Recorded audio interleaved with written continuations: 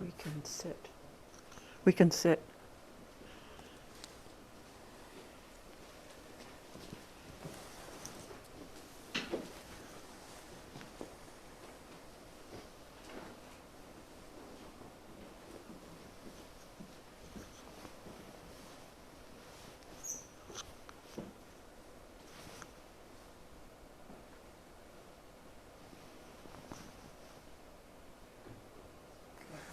The unsurpassed, profound, and wondrous Dharma is rarely met with even in 100,000 million kalpas.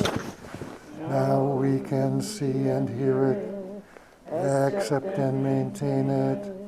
May we unfold the meaning of the Tathagata's truth. The unsurpassed, profound, and wondrous Dharma is rarely met with even in 100,000 million kalpas. Now we can see and hear it, accept and maintain it. May we unfold the meaning of the Tathagata's truth. The unsurpassed, profound, and wondrous Dharma is rarely met with even in 100,000 million kalpas. And we can see and hear it, accept and maintain it. May we unfold the meaning of the Tathagata's truth.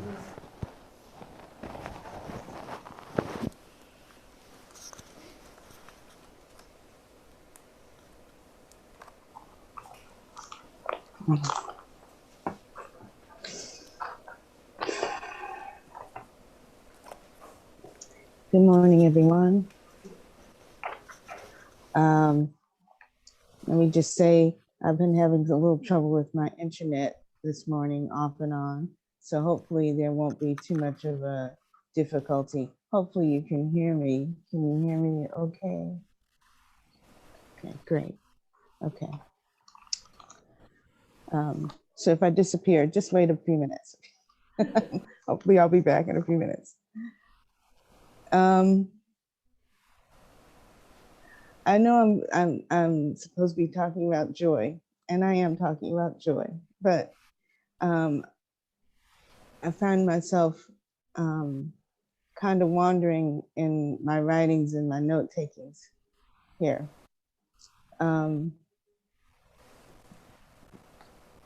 What I want to talk about today is Dana Paramita and the joy of generosity and the joy of receiving.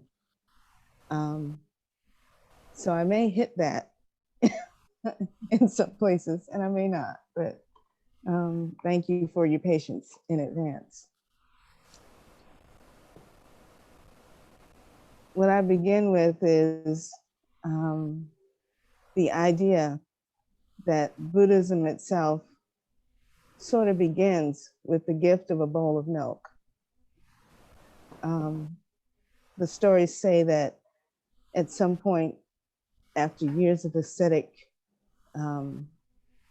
training, practice, Siddhartha awakened to the understanding that the torture of the body does not remove one from delusion. It doesn't destroy or dissolve the self. And he came upon the understanding of the middle way and went to the river, bathed himself, and sat down on the riverbank. And as he was sitting there, Sujata, a young woman, saw him, and seeing his emaciated body,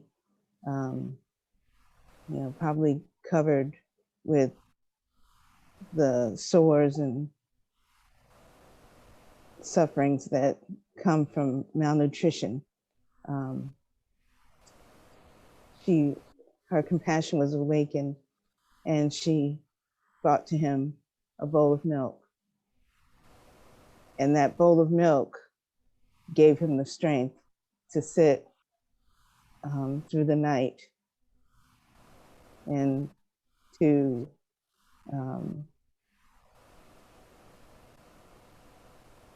fight and overcome his delusions and his demons.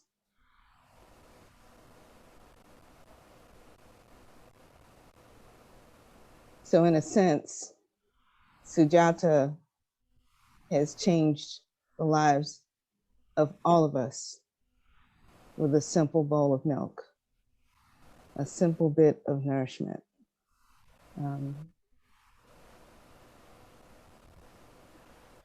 Something that, you know, to some of us not have a whole lot of worth. But it's what she had to give at that time that changed the whole world.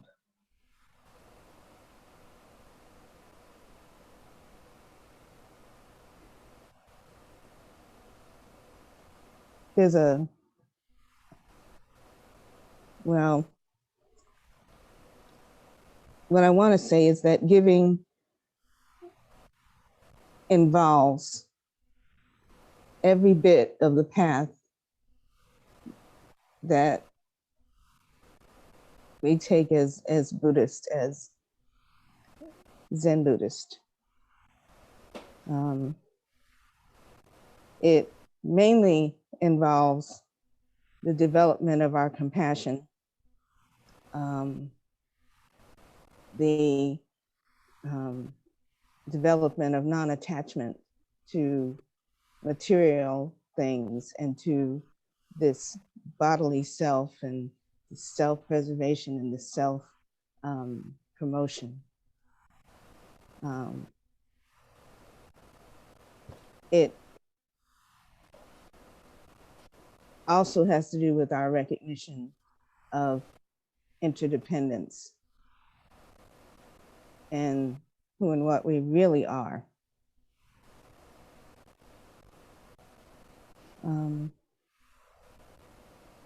Compassion to me right now means that we take it upon ourselves, not for our own aggrandizement or our own, you know, our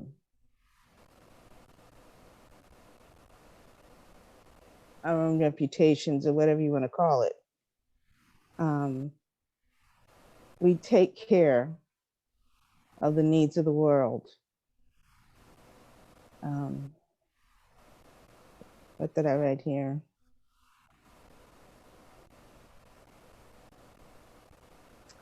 And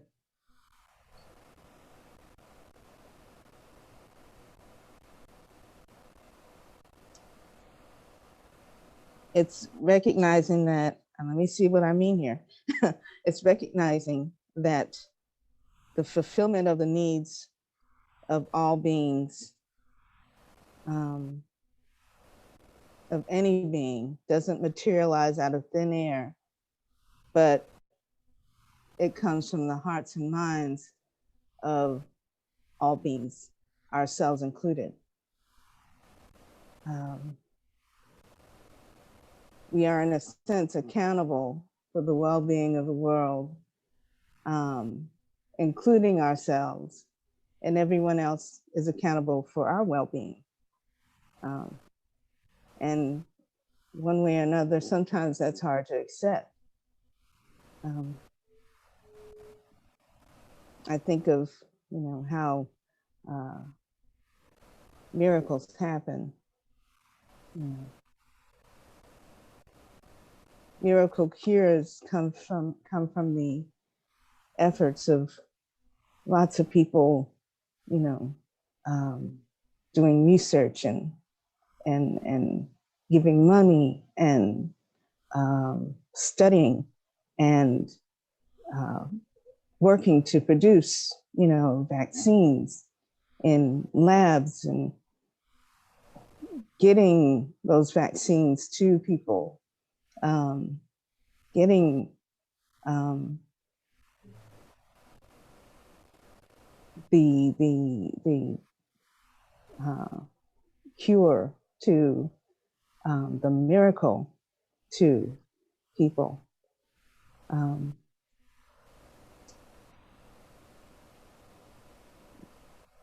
That's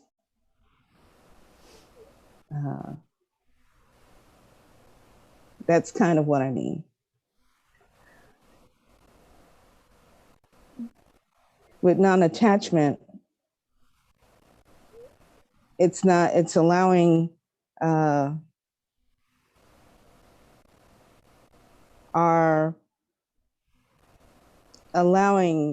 ourselves to let go of material things and the preservation of the self, and our own somehow gathering of resources and reputation and power to ourselves, to allow other beings to live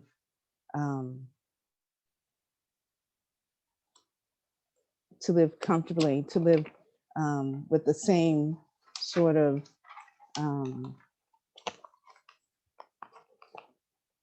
comfort and care that we want for ourselves. And interdependence is to recognize that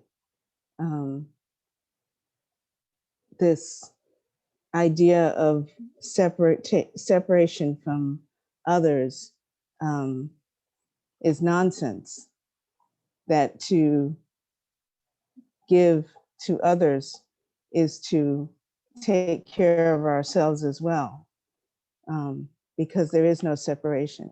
The well-being of someone else is my own well-being. To have others, quote unquote, others thrive, is to thrive with them, because of them, and to care for one another is the vow, saving all beings, saving other people, other beings, the environment, mountains and rivers. All of this is to take care of the self.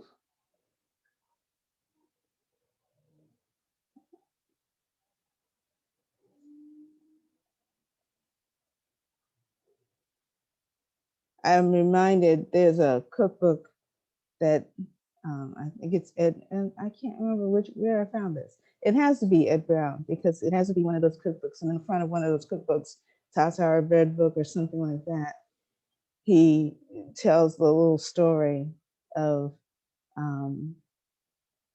what it's like to live in hell and what it's like to live in heaven, and the images of a bunch of people sitting around a table with giant forks and knives that are too long to actually eat with. And so when they try to feed themselves with those outside implements, read ego, they end up poking themselves in the eye and poking everybody else in the ribs and the eyes, because the implements are inappropriate to be used that way. And that's hell. And heaven is to use those outsized implements that will actually reach across the table and feed the person across the table, as they do the same for you. And that's heaven. and that's a party. And if you can imagine, you know, actually doing something like that, the laughter and the joy that comes from that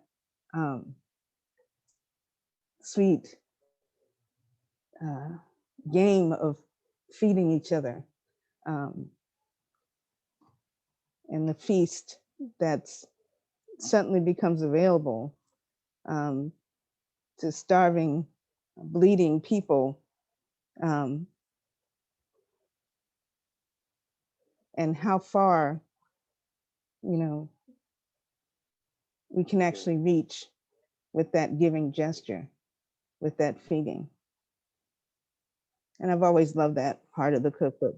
I don't think I ever used any other part of the cookbook, but I love that little story.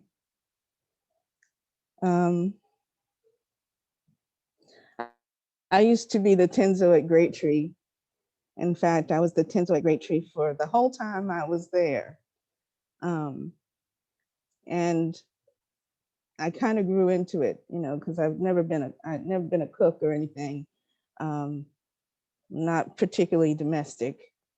But I grew to, I learned a lot being the Tenzo. One of the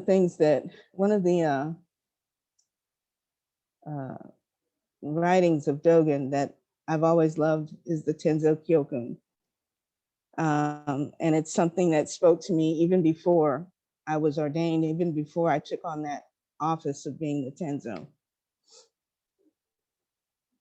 And the thing about the Tenzo Kyokun is the instructions to the cook.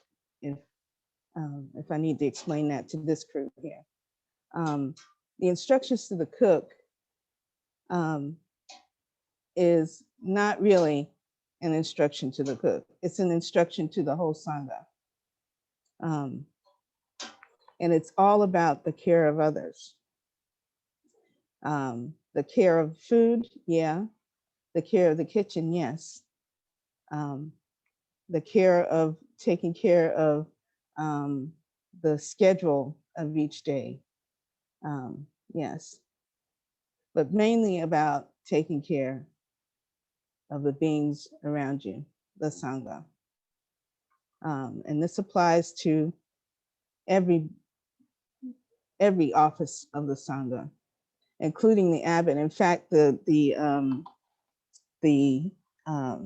edition that I have here, or the translation that I have here, actually says that the word that Dogen uses for abbot in this essay actually means provider of food. You know, it doesn't say provider of the Dharma, provider. No, it's just the provider of food. It comes down to that very, very practical point that we are here to care for each other. And that doesn't mean that the abbot doesn't have an important job or anything, but the provider of nourishment. And think about what that could mean for that office, for any office, for the Chiden, for the person sweeping the floor. I mean, I know some of y'all been out there shoveling out at Hokyoji, shoveling those paths. What you doing that for? You know, for the care of others.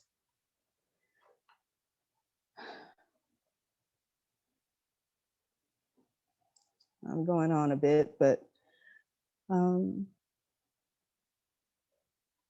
inspired by the Tenzo Kyokun because within that, Dogen speaks about the three minds. And one of the three minds is the joyous mind. And this is the joy of providing that nourishment for the Sangha, for all beings.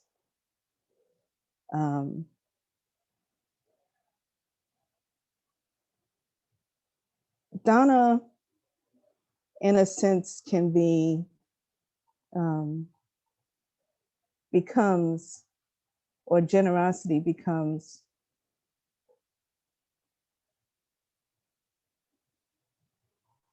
somehow effortless when the practice is clear. And I think it's really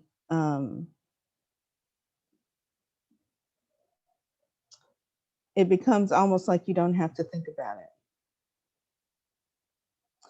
To be in the kitchen and to fix a meal for the Sangha.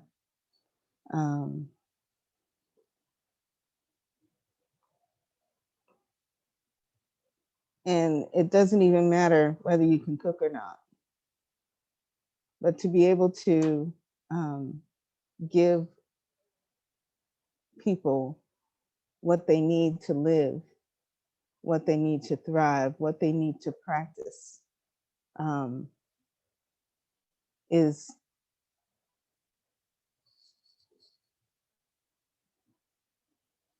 it can fill your heart in so many ways. Yeah.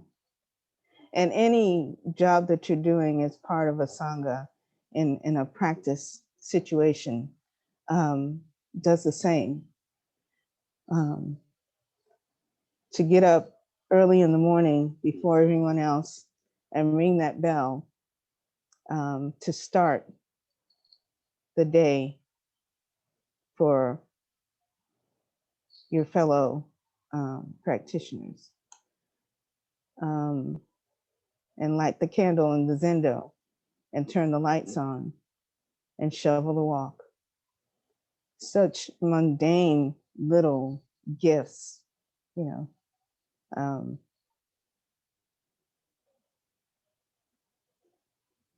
And, you know, most of us don't have $1 million to shell out and sprinkle all over the zendo and, yeah, and we don't have the money to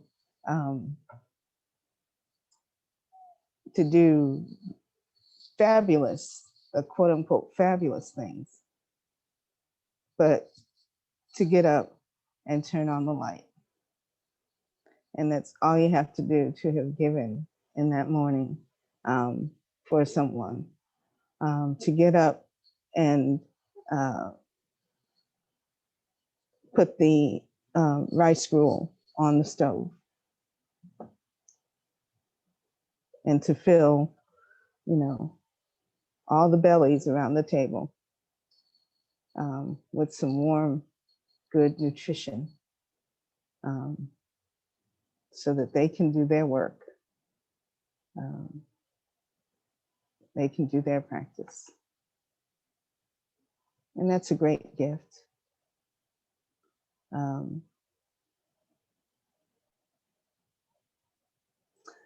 don't know. I don't know if I have to explain the joy that comes with that. If your heart is fully into this practice, if your heart is fully engaged with the Dharma, all of that, whatever I could say about the joy of that would seem obvious.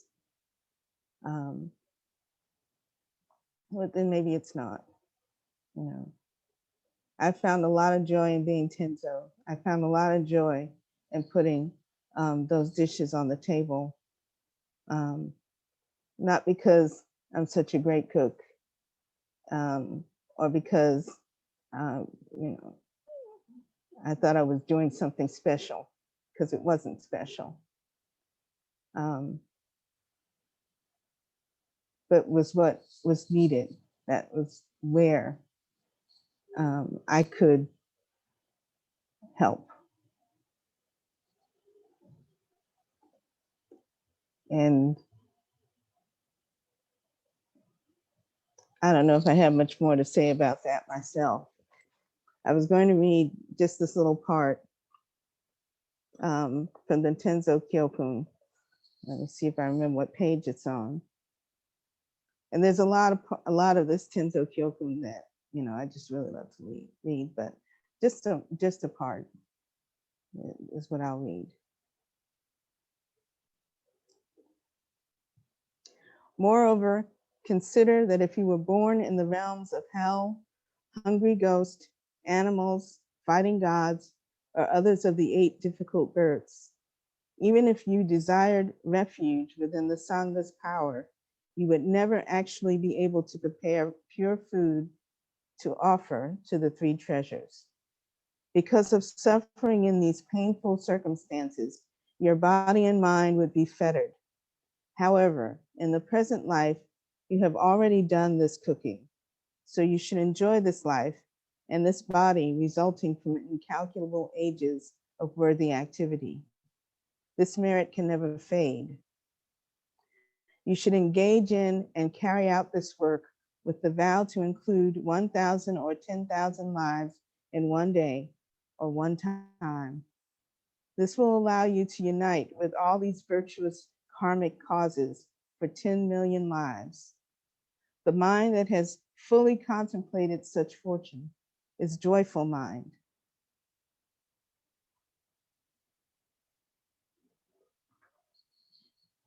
And in a sense, that's Sujata, 10,000 million lives from one bowl of rice milk given to a stranger.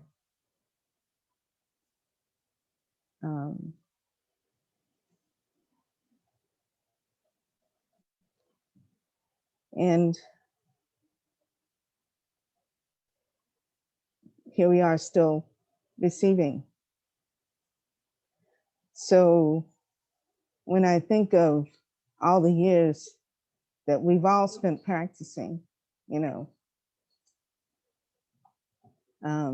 taking care of people, you know, and the great thing about being in the monastery is, you know, that's all you're doing, right? Is taking care of people. And, you know, you can put it like that. But what I try to do in my heart, and sometimes I feel this, and I really, really do feel this, you know, spending, you know, lives in the monastery is like, you're loving the beings in that monastery, whether you like them or agree with them is not the point, but to show compassion is to love all beings, is to fulfill that vow with all your heart as you stir that rice gruel, as you sweep the floor and shovel the snow and run off to the airport in the rain to pick somebody up and to bring them to the door. So I don't know if I conveyed joy or not, or if I tied it the way I want it. Sometimes it gets away from me. But I think that's all I have to say today. I hope I left enough time for that part, but thank you for listening.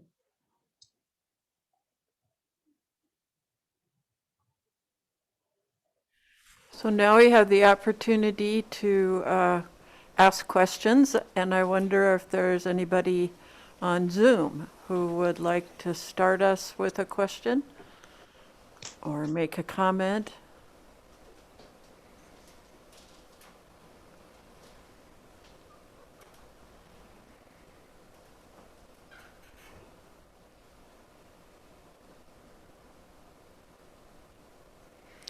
It's not looking good for that. Oh, there we go, Tenryu. Please unmute yourself. Thank you so much, Chimyo. Your example of Sugata, is it? It's a little hard to hear you. Oh, okay, hold on. Is this better? Yes.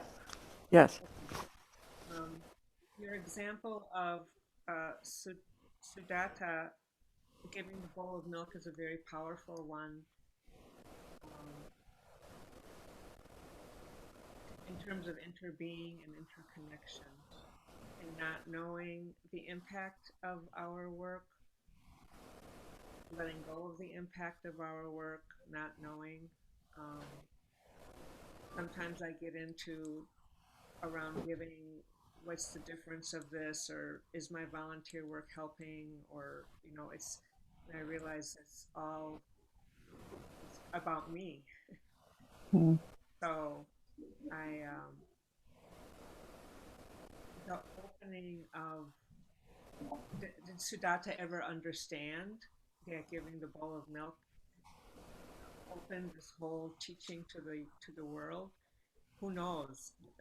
Um, I don't. It's just a beautiful example, and I don't know if I have a question in there, but I want to express my appreciation. Thank you. Um, yeah, and I don't think it matters whether she knows what happened after that, because that whole moment right there um, was the important one um, for her and for us. And it almost doesn't matter um, what happened after, you know. And that's kind of what we do with this work and with any kind of work that you do for others. What I feel the practice is that the more that we do that work, and the more that it becomes a part of us, um, as we do it, whatever it is, you know. I'm not just talking about in the monastery and things like that. The I don't want to say easier. It's just like practice, you know. It makes us that compassionate. It makes us. It fulfills that vow, you know, that we take every night to save all sentient beings. It becomes effortless. Compassion becomes true compassion, you know, whether we start out doing it for our own benefit, for our own, to make ourselves feel important, you know, no matter where you started from, it, I think it will bring you to the fulfillment of, or the development of awakening and compassion. So we just keep doing it, you know, and not worrying about where it's going. You know, we can't tell, but knowing that it does affect the world out there, and our intention is will be fulfilled in some way. So, thank you.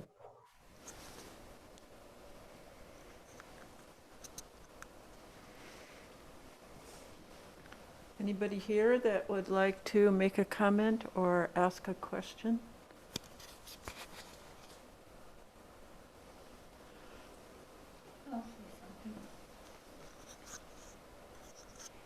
Chimyo, I really appreciated your examples of the monastery, of all the little jobs we do, and that we do them for others, and that's joyful. That's a joyful thing to be able to do that.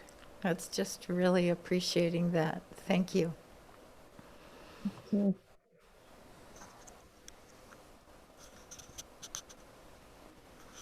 And thank you for all the work. You know, I mean, we've all kind of been doing this a long time,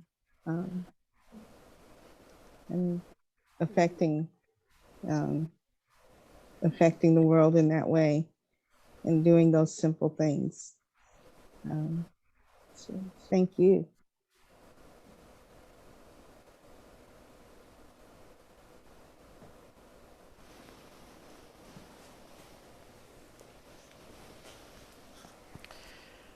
I just wanted to share, Chimyo, something that I appreciate about practicing generosity, which I'm not all that great at, but one of the things that it gives me as a benefit in my practice is somebody who does not express appreciation really gives me the chance to notice what I was expecting. I think one of the things that I notice more and more is how blind I can be to the spirit with which I'm doing something. So there may be an act, but maybe there's not a very clear intention behind it. And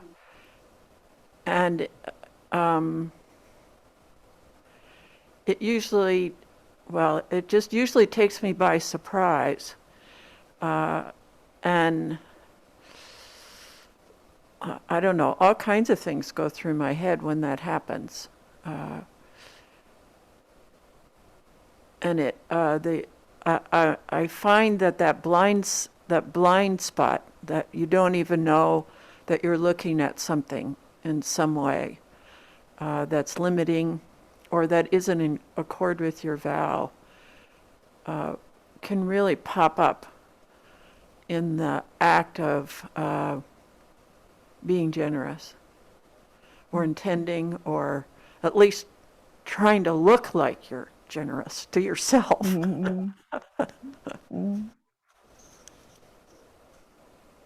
Well, like I said, even if you're not really feeling it, you are practicing it, you are doing it. And there's going to be those mornings when, it's just too cold and we're wrapped up in our suffering, our little sufferings for whatever reason. But to continue to just get up and make the effort, there's the right effort and all that going on too. And even that part, to act through that suffering, discomfort, whatever it is that morning, that lack of attention or intention that morning is working through.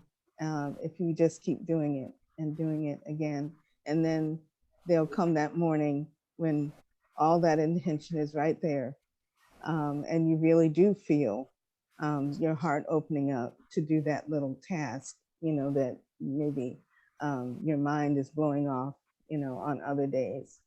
Because the opportunity is always there to come back to that. Just as in Zazen, there's always the opportunity to wake up and sit up straight. That's kind of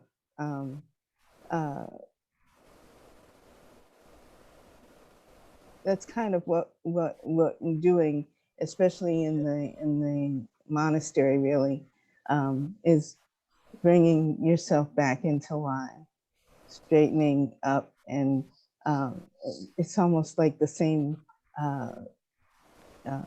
instructions for Zazen, going back to Dogen. And it's not something to worry about, or I don't think it's something to worry about. It's something to see, and you notice it, and that's practice too. Noticing those days when it's like that, noticing, those times when you just aren't feeling it because of one reason or another. And I don't think there's cause to worry, so long as you don't give up. Yes. I especially appreciated the phrase you used, wrapped up in your suffering, particularly here in the middle of winter with low temperatures. That's one of the ironies, I guess, of being a human being, is that we might actually prefer to be wrapped up in our suffering, simply because it's familiar and it's cold out there, in so many ways. And yet we have a really hard time keeping warm. While when we're really giving, then it's kind of like its own little heat source.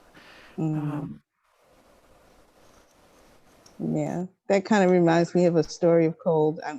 Don't mean to go on, but I was at the Misoto, and something happened with the schedule, and somehow I got bumped up to do the morning bell, outside on Hosan Day, when everybody else got to sleep, and I still had to get up at 5 o'clock in the freaking morning in the wintertime and go out there and ring that bell. And I was out there, and I'd forgotten something, but it was really cool. Oh, the mat wasn't there. I didn't forget it, but the mat wasn't there. And so the platform was concrete, and it was cold, and I was mad as I could be, and I rang the bell, and I bet everybody could hear my anger and discomfort in that bell. And I did that, and I put it down, and I picked up my zagu, because you have to do bows while you're doing the bell and all that kind of stuff. And I picked up my zagu, and I looked up at the sky. And I think I might have been out there for 10 extra minutes, just looking at that sky and recognizing my own stubbornness and resistance and all of that. And it just came to me for a moment. And that's not a saying that pat myself on the back, because I'm the idiot out there, clanging on that bell. That idiot was out there clanging on that bell. And idiot had to see idiot for a minute. You know what I mean? Then I'm being mean. I'm being mean to myself. I shouldn't call him to say idiot, but in a loving way, idiot had to say it, put it that way, whatever. And that's how we learn, and that's how we grow. And from those strange moments, I think, or I grow. I don't know about anybody else, but that's how I feel. But thank you. Thank you for sharing the story. That hit the mark exactly. And also reinforce what you were saying, which is just go out there complaining, cold, mad, and ring the bell, and things come. The universe functions. Yeah. Thank you. Anybody else want to share a story or? I was gonna say, I gave a talk on this a little while ago, but a monk went to Paijang and asked him what the meaning of the dana paramita is, and Paijang said relinquishment. And I've always loved that, and it's everything that you've been speaking about is let go of all the stuff, and in the midst of the generosity. So, can you hear me? Yeah. I can hear you. Okay. So that's all I have to say. Yeah, letting go.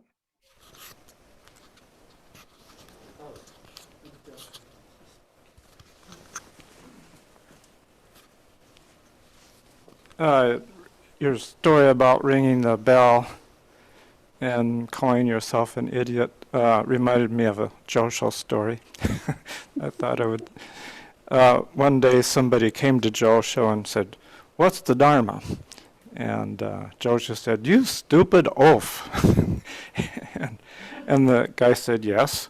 He said, well, a pretty good stupid oaf."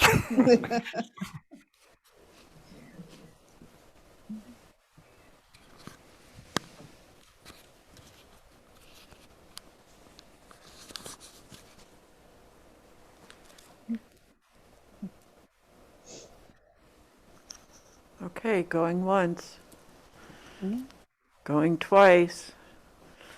Let's end our talk time with a chant. May our intention equally penetrate every being and place with the true merit of Buddha's way. Beings are numberless. I vow to free them. Delusions are inexhaustible. I vow to end them. Dharma gates are boundless. I vow to enter them. The Buddha way is unsurpassable. I vow to realize it. Beings are numberless. I vow to free them. Delusions are inexhaustible. I vow to end them. Dharma gates are boundless. I vow to enter them. The Buddha way is unsurpassable. I vow to realize it. Beings are numberless. I vow to free them. Delusions are inexhaustible. I vow to end them. Dharma gates are boundless. I vow to enter them. The Buddha way is unsurpassable. I vow to realize it.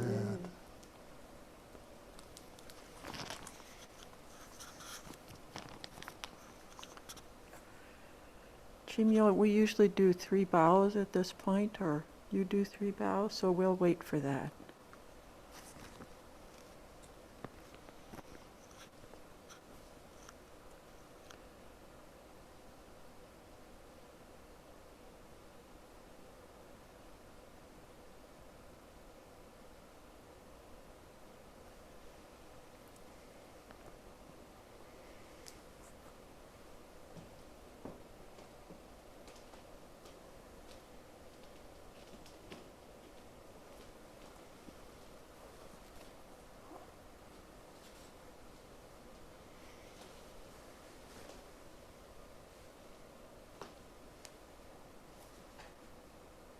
She's done her 3 bows.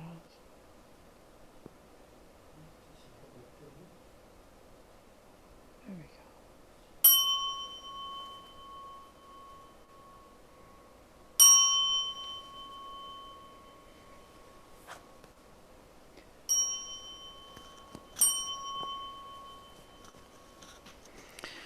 All right, we'll have a little break and then come back for 11:15 Zazen.